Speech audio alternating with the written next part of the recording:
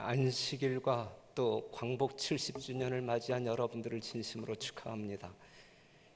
또 아름다운 찬양으로 우리의 심령 가운데 큰 감동을 주신 우리 두 형제에게 크게 감사합니다. 마태복음 5장 48절에 있는 말씀을 같이 읽겠습니다. 다 같이 시작. 너희 아버지의 온전하심과 같이 너희도 온전하라. 하나님의 말씀 산상수훈에 나와 있는 마태복음 5장 48절에 있는 말씀입니다. 우리가 예수 그리스도의 은혜로 말미암아 구원받은 사람들인데 구원받기 전과 구원받은 후의 삶이 전혀 변화가 없다고 하면 문제가 있는 그리스도인입니다. 그렇죠? 구원받은 사람들은 이전의 삶과 다른 삶을 살아야 되는데 삶의 방향이 틀려야 되고 삶의 목적이 틀려야 되고 그래서 사는 내용도 달라져야 되는 것입니다. 빌립보서 2장에 있는 말씀 보면 그러므로 나의 사랑하는 자들아 너희가 나 있을 때뿐 아니라 더욱 지금 나 없을 때에 항상 복종하여 두렵고 떨림으로 너희 구원을 이루라. 너희 안에 행하시는 이는 하나님이시니 자기의 기쁘신 뜻을 위하여 너희로 소원을 두고 행하게 하시나니 그랬어요. 이 말씀을 공동 번역에 나와 있는 말씀으로 본다고 하면 가로 안에 있는 말씀, 여러분 안에 계셔서 여러분에게 당신의 뜻에 맞는 일을 하고자 하는 마음을 일으켜 주시고 그 일을 할 힘을 주시는 분은 하나님이시다라고 이야기하고 있거든요. 그러니까 예수 그리스도로 말미암아 구원받은 사람들의 심령 가운데 누가 역사함으로 예수님이 역사함으로 말미암아 우리들의 삶이 어떠한 삶이 되기를 원하시는 거예요? 하나님의 뜻에 합당한 삶이 되고자 우리 주님께서 우리의 심령 가운데 그러한 마음을 넣어주실 뿐만 아니라 그러한 삶을 살 수 있는 무엇도 주신다 그랬어요? 힘도 주신다. 힘도 주신다. 그렇기 때문에 우리가 구원받은 자들로서 예수님처럼 살지 못해야 할 이유가 전혀 없는 거예요. 그래서 마태복음 5장 48절에 있는 말씀처럼 그리스도의 온전하심 같이 우리도 온전한 생애를 살 수 있다라는 사실을 기억하시면서 이 안식일을 보내는 여러분과 제가 되기를 바랍니다. 가려 뽑은 기별 1권에 있는 말씀, 우리들은 두려움과 떨림으로 우리들 자신의 구원을 이루어야 한다. 우리들은 하나님께서 당신의 영역 안에서 거룩하심 같이 우리들 자신의 영역 안에서 우리들의 제한된 능력으로 거룩하게 되어야 한다. 우리들의 능력이 미치는 범위 내에서 우리들은 진리와 사랑과 거룩한 품성의 탁월성을 나타내 보여야 한다. 밀초로 인장을 찍는 것처럼 영혼은 하나님의 영의 인을 받게 되며 그리스도의 형상을 입게 된다 그랬어요. 하나님의 무한한 사랑이 여러분들의 삶을 주관함으로 말미암아 여러분들 삶 가운데 누구의 삶이 나타나야 된다는 이야기예요? 예수 그리스도의 삶이 나타나야 정말 거듭난 영혼으로서 그리스도인의 온전한 생애를 사는 것이다 라고 말하고 있는 것입니다. 갈라디아서 3장 3절에 있는 말씀, 너희가 이같이 어리석으냐 성령으로 시작하였다가 이제는 육체로 마치겠느냐 그랬어요. 성령으로 시작한 우리는 무엇으로 마쳐야 할 사람들? 성령으로 마쳐야 할 사람들. 예수 그리스도를 되찾은 우리들의 삶 가운데 예수 그리스도의 영광이 우리의 삶 가운데 충만해야 된다라고 하는 사실이죠. 우리가 예수님처럼 온전하게 살아야 되는데 그러한 이유가 있어요. 우리는 누구와 더불어 살아야 할 사람들이에요? 하나님과 더불어 살아야 할 사람들인데 우리가 마태복음 5장 38절에서 48절에 있는 말씀을 보게 되면 우리 하나님께서는 의인들이나 악인들이나 차별하십니까? 차별하지 아니합니까? 차별하지 아니하시고 똑같은 사랑과 은혜로 베풀어 주십니다. 그렇다고 하면 그 하나님을 주로 섬기고 그 하나님과 더불어 영원한 삶을 살아야 할 우리들의 삶의 속성도 우리의 속성도 그 하나님을 닮아가야 할 필요가 있어요. 닮아가야 할 필요가 있어요. 마태복음 5장 45절에 있는 말씀을 보게 되면 하나님께서는 의인들이나 악인들에게 비를 주시고 해를 비춰 주십니다. 우리는 이 세상에 있는 사람들에게 비를 내릴 수도 없고 태양을 비추어 줄 수도 없지만, 태양을 비추고 비를 비추는 것은 하나님의 영역에 속한 문제이지만, 우리가 이 땅에서 다른 사람들을 대할 때에 하나님의 흉내는 낼 수 있습니까? 하나님의 영역에 속한 것은 하나님께 맡겨버리고, 하지만 이 땅에서 우리가 누구처럼 살 수 있어요? 하나님처럼 살 수 있어요. 그렇기 때문에 사람들을 대하는 우리들의 삶의 태도가 분명 바뀌어져야 된다라는 사실이죠. 어떻게 바뀌어져야 되냐면, 마태복음 5장 38절, 또 눈은 눈으로 이는 이로 갚으라 하였다는 것을 너희가 들었으나, 예수님 몰랐을 때 하는 얘기예요. 그렇죠? 예수님 모르는 사람들이 사는 방법이에요. 하지만 예수님께서 예수님을 믿는 사람들에게 뭐라고 이야기하고 있냐면, 나는 너희에게 이르노니 악한 자를 대적지 말라. 누구든지 내 오른편 뺨을 치거든 왼편도 돌려대며, 또 너를 송사하여 속옷을 가지고자 하는 자에게 겉옷까지도 가지게 하며, 또 누구든지 너로 억지로 오리를 가게 하거든 그 사람과 심리를 동행하고, 내게 구하는 자에게 주면 내게 꾸고자 하는 자에게 거절하지 말라. 또 내 이웃을 사랑하고 내 원수를 미워하라 하였다는 것을 너희가 들었으나 나는 너희에게 이르노니 너희 원수를 사랑하며 너희를 핍박하는 자를 위하여 기도하라. 분명 삶의 태도에 있어서 변화가 있어야 된다는 이야기예요. 예수님을 믿기 전에 나와 예수 그리스도를 믿든 이후에 나는 분명 달라야 할 자아를 가지고 있어야 합니까? 그렇죠. 사람들을 대하는 태도와 방법이 달라져야 되는 거예요. 예수님을 믿는 사람들은, 예수님이 우리 안에 거하는 사람들은 다른 사람들을 대하는 태도가 믿기 전과 후가 달라져야 된다라는 사실을 기억하시면서 여러분들 삶 가운데 그러한 역사, 그러한 변화가 있게 되기를 간절히 바랍니다. 우리 하나님께서 여러분들을 구속하시는 계획은 사단의 권세에서 완전히 회복시키는 거예요. 우리 하나님께서는 여러분들을 십자가에서 구속하셨잖아요. 여러분들을 하늘로 데려가시기 위하여 구속을 계획하셨잖아요. 하나님의 계획 가운데, 하나님의 계획의 이 최고 목적이 무엇이냐면, 사단의 권세하에 있는 여러분들을 완전히 회복시키는 것이 하나님의 구속의 완성이다.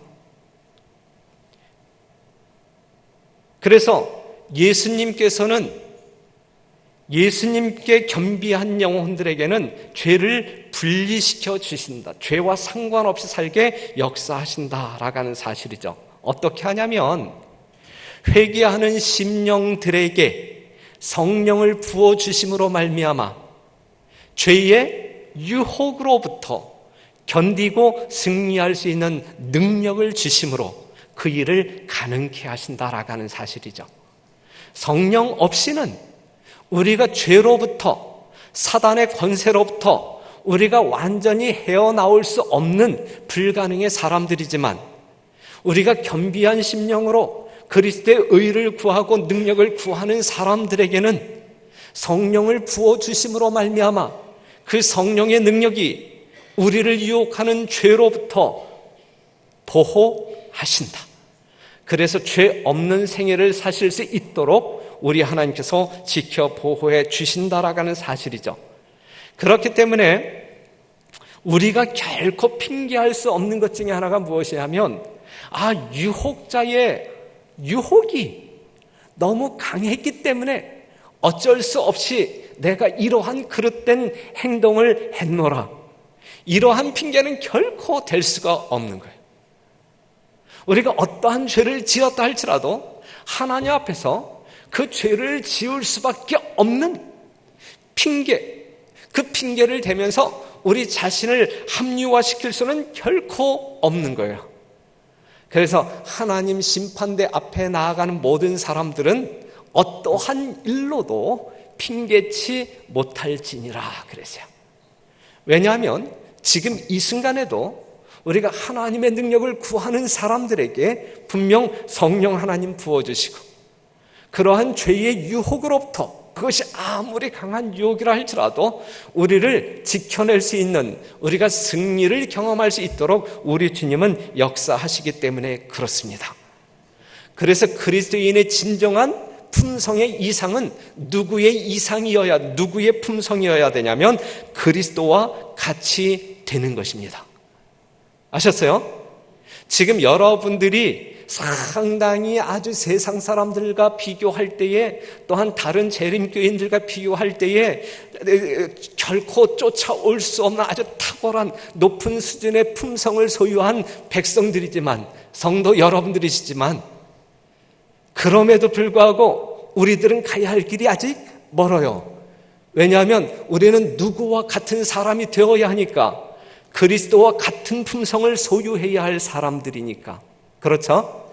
그러니까 그리스도의 품성이 완전히 우리의 삶 가운데 재현되어질 때까지는 나는 변했노라 말하지 말게 되시기를 바라고, 나는 너보다 나은 품성을 가졌노라 라고 말하지 말게 되시기를 바라고, 여전히 겸비한 심령으로 오직 주님만을 바라보며 나아가는 여러분과 제가 되기를 간절히 바랍니다.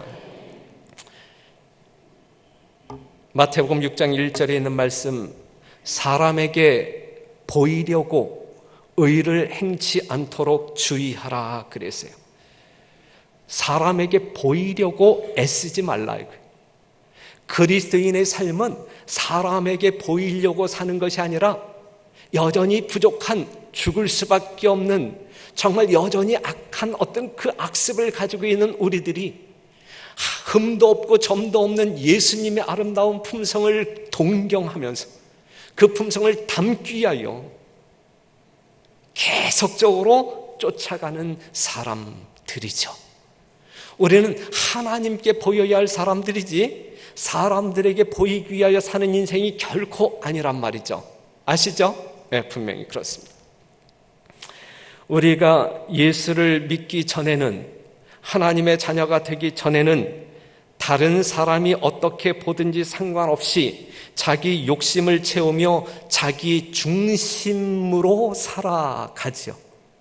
예수님이 없는 사람들의 삶은 누구 중심이에요? 자기 중심적인 삶을 살아갑니다.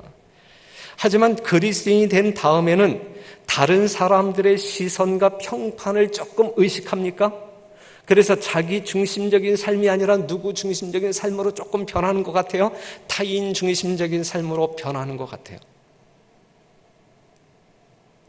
진정한 그리스도인은 자기 중심적인 삶을 살아야 할까? 아니면 타인 중심적인 삶을 살아야 할까? 여기에 정답이 있을까요? 없을까요? 네? 우리 윤나라양 도리질을 했는데 여기에 정답이 없어요? 그럼 우리는 어떻게 살아야 된다는 이야기죠? 진정한 그리스도인은 자기 중심적인 삶을 사는 사람들입니까? 아니면 타인 중심적인 삶을 사는 사람들입니까? 아니면 그리스도 중심적인 삶을 사는 사람들이어야 된다. 그리스도인은 다른 사람들에게 나의 어떠한 면을 보여주기 위하여 사는 사람들이 아니라 어떠한 중심, 그리스도 중심적인 삶을 살아야 진정한 그리스도인이다라고 하는 사실.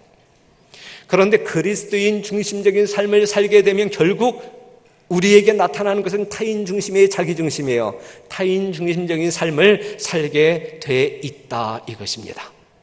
하지만 여러분들이 신앙적인 이정표를 세울 때에 내가 그리스도를 믿으니까 이제 나 중심이 아니라 타인 중심으로 살아야지, 여기에 목표를 두고 살아서는 아니 되는 것이고, 나의 삶의 중심은 누구다? 그리스도다. 그렇게 살 때에 자연스럽게 타인 중심적인 삶을 살게 될 수 있다 이것입니다.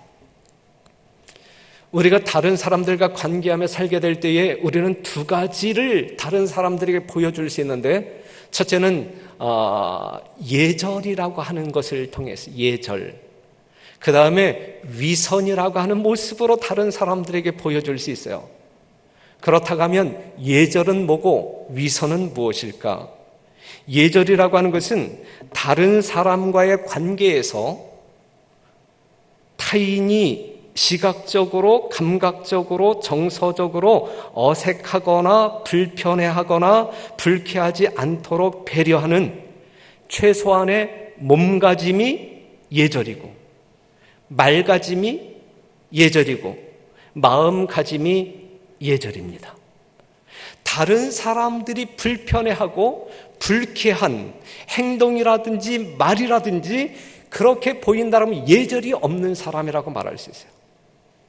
하지만 예수 그리스도를 믿는 사람들은 예모 있는 사람들이 되어야 되는데, 우리가 상대하는 사람들에게 말로서나 행동에 있어서 불쾌하거나 불편함을 주어서는 안 된단 말이에요. 이게 예절의 기준이 되겠죠. 우리 별내교회 성도 여러분들은 모든 사람들에게 예절을 다하여 상대함으로 그리스도의 아름다운 향기를 뿜어내는 여러분들이 되시기를 간절히 바랍니다. 하지만 예절이 지나치면 아첨이 될 수 있어요. 정말 어떤 진정한 예절이 아닌 과장되어진 예절은 아첨이 될 수 있어요. 위선이라고 하는 것은 무엇이냐면 다른 사람을 배려하기 위한 것이 아니라 자신의 실제적 상태나 모습보다 더 나은 평판을 얻기 위하여 꾸며진 상태를 위선이라고 하는 거예요. 예절이라고 하는 것은 다른 사람을 배려하지만, 위선이라고 하는 것은 다른 사람을 배려하는 것이 아니라 나는 그냥 요 정도의 사람인데 더 멋있게 더 큰 사람으로 보이기 위하여 뭔가 이렇게 포장해서 나타내는 것, 이걸 위선이라고 하는 것이죠. 위선은 다른 사람들에게 역겨움을 가져다 줄 수 있어요. 우리 별내교회 성도들은 예수 그리스도와 함께하는 성도들로 다른 모든 사람들을 배려하는 예절자는 될지언정 자기를 과대 포장함으로 말미암아 역겨움을 끼치는 위선자가 되지 않는 주의 성도들이 되기를 간절히 바랍니다. 구제와 기도와 금식을 행할 때에 자신에게 주의를 끌거나 칭찬을 받기 위하여 아무 일도 하지 말도록 하라. 고통당하는 가난한 자들의 유익을 위하여 진실된 마음으로 주라. 기도할 때에는 진정으로 하나님과 교통하라. 금식할 때에는 머리를 숙이고 자신에게 대한 생각으로 충만한 마음을 안고 다니지 말라. 바리새인의 마음은 황무하고 쓸모없는 땅과 같다. 그런 땅에서는 하늘의 생명의 씨앗이 무성히 자랄 수 없다.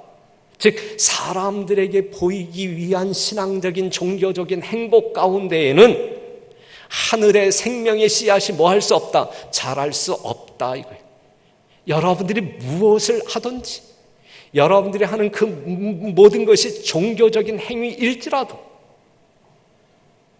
사람들에게 보이기 위한 것이라고 하면 하늘의 생명력은 거기에서 뿌리를 내릴 수가 없다 이것이죠.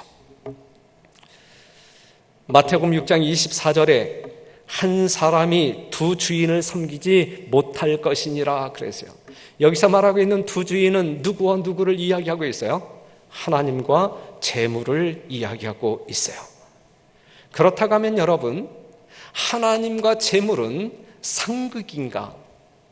상반되는 것인가? 여기에 동의하실 분 아무도 없죠. 재물이라고 하는 것은 하나님의 백성들에게 주시는 하나님의 축복인가? 맞아요, 틀려요? 재물이라고 하는 것은 하나님의 백성들이 얻을 수 있는 하나님의 축복입니까? 축복입니다. 축복. 그런데 왜 마태복음 6장 24절에서는 왜 서로 다른 주인이라고 이야기하고 있는가 이거죠. 재물 자체는 결코 신앙과 상반되는 것이 아닙니다. 맞죠? 분명히. 그런데 이제 문제는 뭐냐면 무엇을 나의 삶의 목적으로 삼느냐에 따라서 달라지는 거예요. 하나님을 나의 삶의 목적으로 삼느냐, 아니면 하나님보다 재물을 나의 삶의 목적으로 삼느냐에 따라서 주인이 달라지는 거예요. 달라지는. 참된 재물은 하나님의 뜻을 따라서 사는 사람들에게 주어지는 하나님의 축복, 영적 삶의 결과물입니다. 그래서 재물 자체는 삶의 목적이 될 때에 이것은 우리들의 영적인 삶을 더욱더 증폭시키는 축복이 될 거야. 하지만 그렇게 사용하지 아니할 때, 재물 때문에 하나님이 선명하게 보이지 아니하고 흐릿하게 보여질 뿐만 아니라 결국은 하나님을 우리 시야에서 놓쳐버릴 때, 우리의 심령 가운데서 예수님이 빠져나가게 될 때, 그때에 그 재물은 우리를 저주하는, 축복이 아니한 저주하는 진정한 주인이 될 것입니다. 여러분들에게는 오직 한 주인만 섬기는 진정한 그리스도인들이 되기를 간절히 바랍니다. 디모데전서 6장 7절에 있는 말씀, 우리가 세상에 아무것도 가지고 온 것이 없으되 또한 아무것도 가지고 가지 못하리니 우리가 먹을 것과 입을 것이 있은즉 족한 줄로 알 것이니라. 의식주가 해결되면 족한 줄로 알 것이니라 그랬어요. 그런데 오늘 이 시대를 살아가고 있는 우리들은 이걸로 만족하지 못하지요.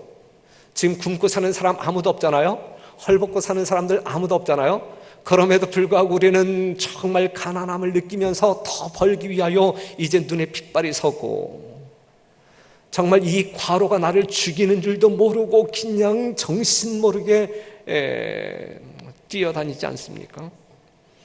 그런데 8절에 있는 말씀 보면 우리가 먹을 것과 입을 것이 있은즉 족한 줄로 알 것이니라.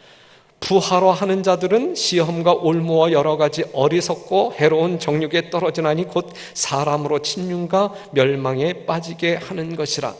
돈을 사랑함이 일만하게 뿌리가 되나니 이것을 사모하는 자들이 미혹을 받아 마음에서 떠나 많은 근심으로써 자기를 찔렀도다 그랬어요. 여하튼 여러분들에게 주어지는 수많은 재물의 축복이 그리스도를 믿는 믿음 안에서 통제되기를 간절히 바라고, 하나님께서 주신 재물의 축복이 하나님의 영광을 드높이는 일에 쓰임받는, 그리하여 여러분들이 결코 그 재물 때문에 하늘을 잃어버리지 아니하는 지혜로운 청지기들이 되기를 간절히 바랍니다. 성경상 신앙은 많은 다른 가마 속에 끼어있는 한 가지 가마가 아니다. 그 가마는 으뜸 가서 모든 다른 가마에 스며들어가서 그것들을 지배해야 한다. 진리를 알기 원하는 자는 그것이 드러내는 모든 것을 기꺼이 받아들여야 한다. 그는 오류와 타협할 수 없다. 진리에 대한 충성이 흔들리거나 마지못해 충성하는 것은 오류의 흑암과 사단의 미혹을 선택하는 것이다 그래서요. 사랑하는 성도 여러분, 잠언서에 있는 말씀처럼 진리를 사고서 뭐 하지 말라? 팔지 말라 그랬어요. 진리를 붙잡는 여러분 되시기를 바랍니다. 어떠한 회오리 바람이 여러분들 인생을 치고 들어온다 할지라도 넘어지지 말게 되기를 바라고, 진리를 향한 여러분들의 충정의 마음이, 충성의 마음이 분명히 승리하게 되기를 간절히 바랍니다. 내일 일을 위하여 뭐 하지 말라? 염려하지 말라 그랬어요. 내일 일을 위하여 염려하고 있는 분들 지금 계시죠? 예? 내일 일을 위하여 염려하지 말라. 내일은 어떤 날이요? 예? 내일은 광복절이에요? 아니면 안식일이에요?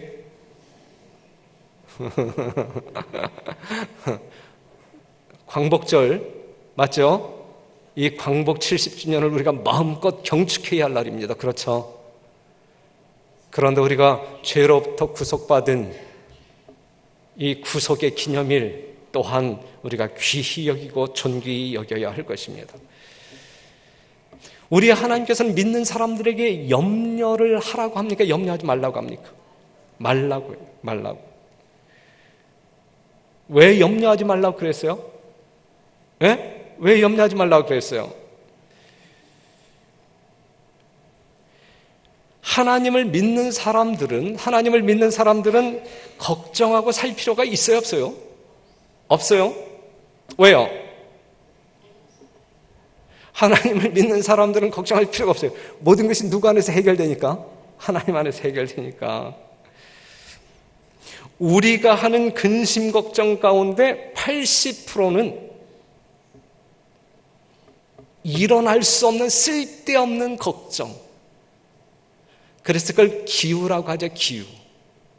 기우에 사로잡혀 사는 여러분 되시지 말게 되기를 바라요. 그건 상당히 어리석은 거예요. 그렇죠? 그러면서 우리가 하는 걱정의 12%는 자기와 상관없는 걱정, 8%만이 실제적인 자기 걱정인데, 8%만이 실제적인 자기 걱정인데, 그것도 하나님께서 해결해 주시겠다고 약속한 걱정. 그렇기 때문에 우리는 아무런 걱정 없이 살아도 될 사람들인데, 걱정을 뭐 해서 하는 거예요? 사서 걱정하고 염려하고. 불필요한 걱정하지 말게 되시기를 바라요. 불필요한 걱정은 어떠한 걱정이에요? 자신이 할 수 없는 일에 대하여 걱정하는 것은 불필요한 걱정이에요. 불필요한 걱정. 그런 걱정 할 필요 있어요? 없어요? 없어요. 그 다음에 분별 없는 걱정하지 말게 되시기를 바라요. 분별 없는 걱정이 뭐냐면 자신이 안 해도 될 일에 대하여 걱정하는 것이 분별 없는 걱정이에요. 소용없는 걱정하지 말라요. 소용없는 걱정. 이 소용없는 걱정이 또 뭘까? 걱정을 해도 돼요, 안 돼요? 걱정을 해도 되지 않는 일을 걱정할 필요가 있어요, 없어요? 걱정하지 말라요. 걱정하지 말아요. 그 다음에 믿음 없는 걱정하지 말아요. 믿음 없는 걱정. 왜냐하면 이루어질 일을 가지고 불안해하면서 걱정하는 것이 무슨 의미가 있어요? 이거야말로 진짜 믿음 없는 행동 아니겠습니까? 사랑하는 성도 여러분, 불필요한 걱정하지 말게 되시기를 바라고, 분별 없는 걱정하지 말게 되시기를 바라고, 소용없는 걱정하지 말게 되시기를 바라고, 믿음 없는 걱정하지 말게 되시기를 바랍니다. 우리는 매일 매 시간 예수님을 의지할 필요가 있다. 지금 이 순간에도 말이죠. 이 순간에도 우리는 예수님을 의지할 필요가 있다. 그분의 은혜를 통하여 우리는 현실의 모든 짐을 지고 그 의무를 수행할 수 있다. 그리스도의 은혜로 말미암아 지금 우리가 감당해야 할 모든 것들을 우리는 뭐 할 수 있다냐? 감당할 수 있다. 그러나 많은 사람들은 장래의 어려움을 미리 짐작하고 압도당한다. 그들은 내일의 짐을 오늘 지고자 끊임없이 애쓰고 있다. 내일의 짐을 오늘 지려고 무진장 애를 쓰고 있다 이거예요. 그와 같이 그들의 어려움 중 상당 부분은 상상적인 것이다. 상상적인 것이다. 이러한 사람들을 위해서 예수님께서는 아무런 준비도 갖추어 놓지 않았다. 내일을 위하여 염려하는 사람들을 위하여 예수님께서는 아무것도 준비해 놓은 게 없어요. 그분은 오직 오늘만을 위한 은혜를 약속하신다. 그분은 내일의 염려나 어려움을 지지 말도록 우리에게 명령하신다. 한날 괴로움은 그날에 족하기 때문이다 그랬어요. 그냥 오늘 이 시간, 내일 일로, 모레 일로, 내년 일로 염려하는 염려의 마음이 있다고 하면, 걱정이 있다고 하면 이 하나님의 말씀에 의거하여 다 내려놓게 되기를 간절히 바랍니다. 그래서 이 안식일, 쉼의 안식일, 여러분들 심령 가운데 진정한 쉼을 풍요롭게 누리면서 화평한 가운데, 기쁨 가운데 하나님께 찬양과 예배를 드리게 되기를 간절히 바랍니다. 마태복음 7장 1절, 비판을 받지 아니하려거든 뭐 하지 말라 그래서요? 비판하지 말라. 우리는 다른 사람들을 판단할 자격이 있어요, 없어요? 판단할 자격이 없어요. 왜 우리는 판단할 자격이 없어요? 우리는 여러분들이 가지고 있는 선악의 판단 기준이 완벽합니까?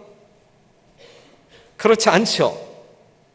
우리가 다른 사람을 평가할 때에는 누구 기준이에요? 하나님의 말씀의 기준에 의하여 모든 사람들을 평가하고 판단하고 심판하는 것은 우리 주님께서 하실 일이고, 그런데 우리가 정말 성도의 삶을 살아가고 많은 사람들과 접촉하면서 살 때에 저 사람은 어떠네 저떠네 이렇게 평가할 때에 그 평가의 기준이 뭐예요? 자기죠, 자기. 예? 자기 감정, 자기 상식, 자기 지식에 의존합니다. 남성이 여성의 생리를 잘 알아요? 장병수 장로님, 우리 이재숙 집사님의 생리를 잘 아십니까? 몇 년 사셨어요? 꽤 많이 사셨잖아요, 그렇죠? 그런데 남성이 여성의 심리를, 여성은 남성의 심리를 100% 이해할 수 있어요, 없어요? 없는 거예요. 없는 거예요. 다른 사람의 행동에 나타나는 동기를 우리가 정확히 꿰뚫어 볼 수 있어요, 없어요? 없는 거예요. 그렇다고 하면 우리가 다른 사람을 판단하고 비판할 수 있다는 이야기, 없다는 이야기예요? 없다는 이야기, 없다는 이야기. 그렇기 때문에 예수님께서는 너희는 사람을 뭐 하지 말라 그랬어요? 비판하지 말라 그랬어요. 비판하지 말라. 비판을 받지 아니하려거든 비판하지 말라 그래. 말라. 시대의 소망 314페이지. 자신을 다른 사람보다 낮게 생각하거나 자신을 그들의 심판관의 자리에 두지 말라. 그대는 동기를 식별할 수 없으므로 남을 능히 판단할 수 없다. 우리는 남을 능히 뭐 할 수 없어요? 판단할 수 없어요. 판단할 수 없어요. 남을 비판함으로 그대는 자신에게 유죄 선고를 내리는 것이다. 왜냐하면 그대는 그대가 형제를 참소하는 자인 사단과 한 통속임을 보여주기 때문이다 그랬어요. 다른 사람을 비판하는 사람은 누구와 한 통속? 사단과 한 통속. 누구의 말? 담임 목사의 말 아니면 하나님의 말씀? 하나님의 말씀. 그러니 제가 만약에 어떠한 사람을 비판하는 사람 이렇게 옆을 지나가다가 그 현장이 목격되어지면 당신은 사단과 한 통속이네 라고 이야기한다 할지라도 기분 나빠하지 말게 되시길 바라요. 사실이 그러니까 사실이. 그렇죠? 예? 자간 사단과 한 통속 되지 마시고 예수님과 한 통속 되시는 여러분과 제가 되기를 간절히 바랍니다. 우리는 결코 다른 사람을 뭐 할 수 없어요? 판단할 수 없고 비판할 수 없어요. 마태복음 7장 20절 그의 열매로 그들을 알리라 그래. 그의 열매로 그들을 알리라. 나의 열매로 여러분들이 나를 알리라. 그렇다고 하면 나의 열매는 어떠한 열매인가? 여러분 스스로에게 한번 물어봐요. 지금 내가 달고 있는 열매는 어떠한 열매인가? 그리스도와 접붙임을 받아 하나님의 자녀가 된 나의 생애의 열매는 무엇인가? 어떠한 것인가? 매일 생활에서 사람들과의 관계에서 나는 어떠한 열매를 맺고 사는 사람인가? 좋은 열매인가? 아니면 나쁜 열매인가? 생애 가운데 열리는 열매는 마음의 상태와 품성의 탁월성에 대하여 증언해 준다. 선한 행위로 결코 구원을 살 수 없지만 그것은 사랑으로 행하고 심령을 깨끗하게 하는 믿음의 증거이다. 우리가 선한 행위로 말미암아 구원받는다라고 이야기하면 안식일교는 분명 이단교임에 틀림이 없는 거예요. 우리는 예수 그리스도의 전적인 은혜로 구원받는 사람들이죠. 그렇죠? 그런데 예수 그리스도의 은혜로 사랑으로 구원받은 사람들에게는 결코 분명하게 어떠한 증거를 가지고 살아요?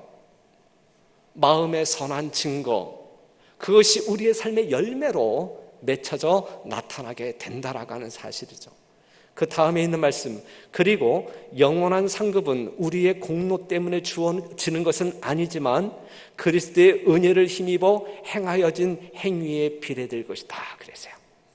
그냥 그리스도의 은혜로 구원받은 사람들은 선한 열매를 맺지 않는 것이 불가능하고, 우리가 공로 때문에 하늘을 기업으로 얻는 것은 아니지만 예수 믿고 구원받은 사람들에게는 선한 공로가 당연히 나타나는 것이고, 사과 나무이니까 당연히 사과가, 품질 좋은 사과가 열리듯이 여러분들이 예수님의 선한 자녀들이기 때문에 여러분들의 삶 가운데, 여러분들의 모습 가운데 반드시 뭐가 열려야 정상이에요?